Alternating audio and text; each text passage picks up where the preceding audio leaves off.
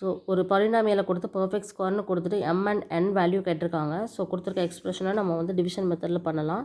லாஸ்ட்லேருந்து 2 டிஜிட்டாக பிரிச்சிட்டோன்னா 36 x power 4.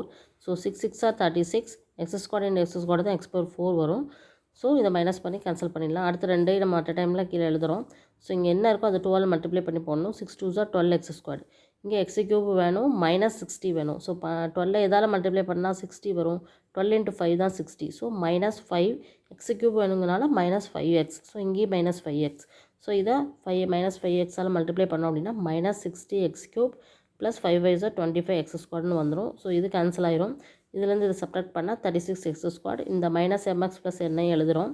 12 X square அப்படியே எழுதிக்கலாம். இது 2ஆல் மல்டிப்ளை பண்ணி மைனஸ் 10x.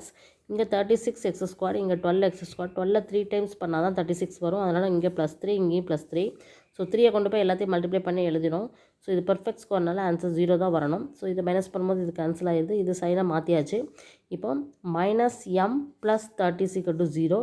இங்கே n minus 9 = 0. So minus m = minus 30, minus minus cancel ஆகிறதுனால m = 30.